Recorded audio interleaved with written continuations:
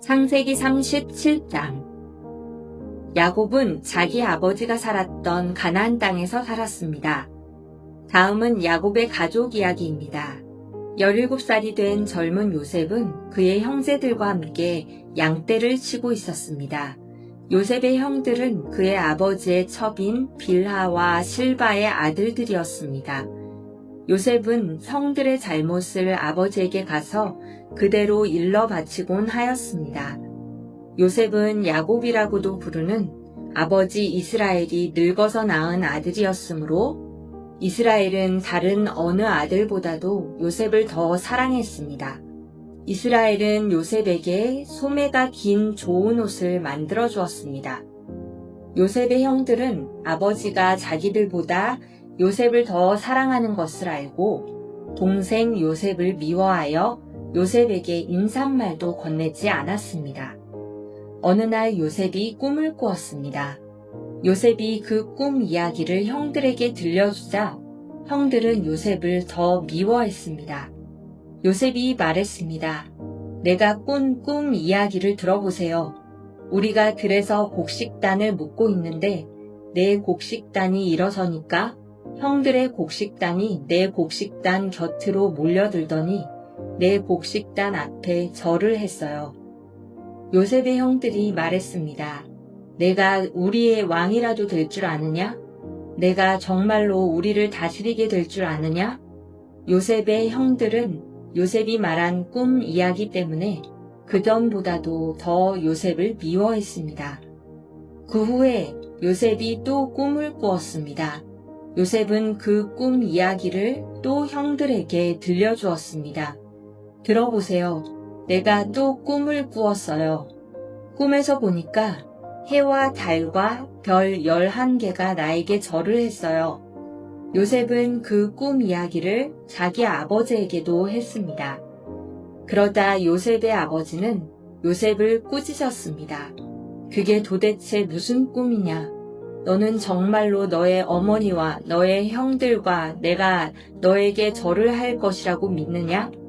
요셉의 형들은 요셉을 질투했습니다.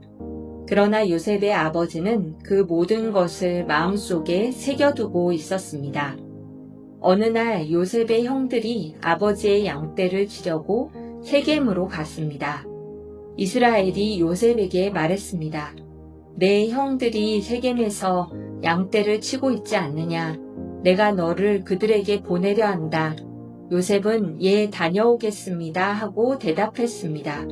요셉의 아버지가 말했습니다. 가서 내 형들과 양떼가 잘 있는지 보고 돌아와서 나에게 알려다오. 요셉의 아버지는 헤브론 골짜기에서 요셉을 떠나보냈습니다.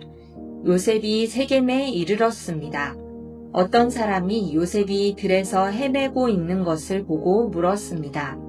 무엇을 찾고 있느냐? 요셉이 대답했습니다. 형들을 찾고 있습니다. 혹시 우리 형들이 어디에서 양떼를 치고 있는지 아십니까? 그 사람이 말했습니다. 내 형들은 이미 다른 데로 갔다. 내 형들이 도단으로 가자라고 말하는 것을 들었다. 그래서 요셉은 형들을 뒤쫓아가 도단에서 형들을 찾았습니다. 요셉의 형들은 멀리서 요셉이 오고 있는 것을 보았습니다. 그들은 요셉이 가까이 오기 전에 요셉을 죽이기로 계획하고 서로 이렇게 말했습니다. 꿈꾸는 애가 오는구나. 저 애를 죽여서 그 시체를 웅덩이에 던져 넣자. 그리고 아버지에게는 들짐승이 저 아이를 죽였다고 말하자. 그가 꾼 꿈이 어떻게 되는지 한번 두고 보자. 하지만 그때 르우벤이 그 계획을 듣고 요셉을 구해주려는 마음에서 말했습니다. 요셉을 죽이지는 말자. 피를 흘리게 하지는 말자. 이 광야의 웅덩이에 저 아이를 던져 넣자. 하지만 해치지는 말자. 르우벤이 이렇게 말한 것은 요셉을 그 형들의 손에서 구해내어 아버지께 돌려보내기 위함이었습니다. 요셉이 형들에게 가까이 다가오자 형들은 소매가 긴 요셉의 옷을 벗겼습니다. 그리고 그들은 요셉을 웅덩이에 던져 넣었습니다. 그 웅덩이는 비어 있었고 그 안에는 물이 없었습니다. 요셉이 웅덩이에 있는 동안 형들은 자리에 앉아서 음식을 먹었습니다. 그들이 고개를 들어보니 이스마엘 사람들이 오고 있는 모습이 보였습니다.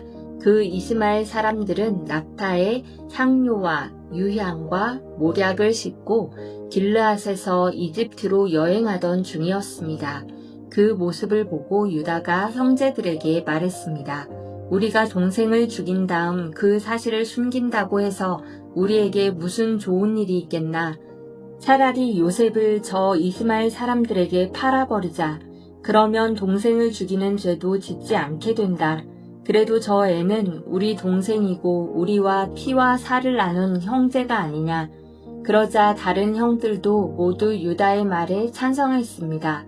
그러는 동안 미디안 상인들이 지나갈 때 형들은 요셉을 웅덩이에서 꺼내어 은 20세겔을 받고 이스마엘 사람들에게 팔았습니다. 이스마엘 사람들은 요셉을 이집트로 데리고 갔습니다. 요셉의 형들이 요셉을 이스마엘 사람들에게 팔았을 때 르우벤은 거기에 없었습니다. 르우벤이 웅덩이로 돌아와 보니 요셉이 보이지 않았습니다. 르우벤은 너무나 슬퍼서 자기 옷을 찢었습니다. 그 후에 르우벤은 다른 형제들에게 돌아와서 말했습니다. 아이가 보이지 않는다. 이제 나는 어떻게 하면 좋으냐. 요셉의 형들은 염소 한 마리를 죽여서 그 피를 요셉이 입었던 소매가 긴 옷에 묻혔습니다. 그리고 나서 그들은 그 옷을 자기 아버지에게 가지고 갔습니다. 그들이 말했습니다. 이 옷을 주었습니다. 혹시 아버지 아들의 옷이 아닌지 잘 살펴보십시오. 야곱이 그 옷을 살펴보고 말했습니다. 내 아들의 옷이 맞다. 사나운 들짐승이 요셉을 잡아먹었나 보구나. 내 아들 요셉이 찢겨 죽고 말았구나. 야곱은 너무나 슬퍼서 자기 옷을 찢고 거친 배로 허리를 묶었습니다. 야곱은 아들의 죽음 때문에 오랫동안 슬퍼했습니다. 야곱의 모든 아들과 딸들이 야곱을 위로하려 했지만 야곱은 위로를 받으려 하지 않았습니다. 야곱이 말했습니다. 나는 울다가 죽어서 내 아들에게로 갈 것이다. 하며 야곱은 아들 요셉을 위해 울었습니다. 그러는 동안 요셉을 산 사람들은 요셉을 이집트로 데리고 가서 보디발에게 팔았습니다. 보디발은 파라오의 신하였고 왕궁 경호대의 대장이었습니다. 창세기 38장. 그 무렵에 유다는 자기 형제들 곁을 떠났습니다. 유다는 히라라는 사람과 함께 살았습니다. 히라는 아둘람 마을 사람이었습니다. 유다는 그곳에서 어떤 가나안 여자를 아내로 맞아들였습니다. 그 여자의 아버지 이름은 수아였습니다. 유다는 그 여자와 잠자리를 같이 했습니다. 여자가 임신을 하여 아들을 낳았습니다. 유다는 아들의 이름을 엘이라고 지었습니다. 그 후에 여자가 또 아들을 낳았습니다. 여자는 그 아들의 이름을 오난이라고 지었습니다. 그 후에 여자가 또 아들을 낳았습니다. 여자는 그 아들의 이름을 셀라라고 지었습니다. 여자가 셀라를 낳은 곳은 거십이었습니다. 유다는 다말이라는 여자를 자기의 첫째 아들 엘에게 아내로 주었습니다. 엘은 유다의 맏아들이었습니다. 그러나 엘은 여호와께서 보시기에 나쁜 일을 했으므로 여호와께서 엘을 죽이셨습니다. 그러자 유다가 엘의 동생 오난에게 말했습니다. 가서 너의 죽은 형의 아내와 같이 자거라. 그렇게 해서 내 형의 자손을 낳아주는 것이 내 의무다. 그러나 오난은 그렇게 해서 자손을 얻더라도 그 자손은 자기 자손이 되지 않는다는 것을 알았습니다. 그래서 오난은 다말과 잠자리를 같이 하다가도 다말이 절대로 임신할 수 없게 땅에 정액을 쏟아냈습니다. 이러한 오난의 행동은 여호와께서 보시기에 나쁜 일이었습니다. 그래서 여호와께서는 오난도 죽이셨습니다. 그 후에 유다가 며느리 다말에게 말했습니다. 내 아버지 집으로 돌아가 있어라. 그리고 내 막내 아들 셀라가 어른이 될 때까지 결혼하지 말고 있어라. 유다는 셀라마저도 그 형들처럼 죽을까봐 두려웠습니다. 다말은 자기 아버지 집으로 돌아갔습니다. 오랜 세월이 지난 뒤에 유다의 아내가 죽었습니다. 유다의 아내는 수아의 딸이었습니다. 유다는 아내의 죽음을 슬퍼하는 기간을 지낸 후에 딥나로 갔습니다. 유다는 자기 양떼의 털을 깎고 있는 사람들에게 갔습니다. 유다의 친구 아둘람 사람 히라도 함께 갔습니다. 다말은 시아버지인 유다가 양떼의 털을 깎으러 딥나로 갔다는 이야기를 들었습니다. 그래서 다말은 과부들이 입는 옷을 벗고 얼굴을 베일로 가렸습니다. 다말은 에나임 문에 앉았습니다. 에나임 문은 딥나로 가는 길에 있었습니다. 다말이 이런 일을 한 까닭은 유다의 막내 아들인 셀라가 다 커서 어른이 되었는데도 유다가 그 아들을 자기와 결혼시키려 하지 않았기 때문입니다. 유다는 다말을 보고 그녀를 창녀라고 생각했습니다. 다말이 자기 얼굴을 베일로 가리고 있었기 때문입니다. 그래서 유다는 여자에게 가서 말했습니다. 우리 같이 자자. 유다는 그 여자가 자기 며느리 다말이라는 것을 몰랐습니다. 여자가 물었습니다. 제가 같이 자드리면 그 값으로 무엇을 주실 건가요? 유다가 대답했습니다. 내 가축대 중에서 새끼 염소 한 마리를 보내주겠다. 여자가 대답했습니다. 그러시다면 염소 새끼를 보내주겠다는 약속의 물건을 먼저 맡겨주시지요. 유다가 물었습니다. 어떤 것을 맡기면 좋겠느냐? 다말이 대답했습니다. 가지고 계신 도장과 끈과 지팡이를 주십시오. 유다는 그것들을 여자에게 주었습니다. 그리고 나서 유다와 다말은 잠자리를 함께 했고 다말은 임신을 했습니다. 다말은 집으로 돌아갔습니다. 다말은 얼굴을 가리고 있던 베일을 벗었습니다. 그리고 다시 과부들이 입는 옷을 입었습니다. 유다는 자기 친구 히라를 시켜 그 여자에게 새끼 염소를 보내면서 자기가 맡겼던 도장과 지팡이를 찾아오라고 했습니다. 그러나 히라는 여자를 찾지 못했습니다. 히라가 에나임 마을의 사람들에게 물었습니다. 여기 길가에 있던 상녀는 어디에 있소? 사람들이 대답했습니다. 여기에는 창녀라곤 없소. 히라는 유다에게 다시 가서 말했습니다. 여자를 찾지 못했네. 그곳에 사는 사람들이 여기에는 창녀라곤 없소 라고 말하던걸. 유다가 말했습니다. 내가 맡겼던 물건들을 그 여자가 그냥 가지도록 내버려 두게. 괜히 우리만 망신당할까봐 걱정일세. 약속했던 염소를 보냈지만 자네가 그 여자를 찾지 못해서 못 준 것이 아닌가. 3달쯤 뒤에 어떤 사람이 유다에게 말했습니다. 당신의 며느리 다말이 창녀와 같은 짓을 했소.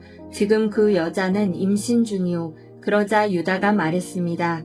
그 애를 끌어내어 태워 죽여버려라.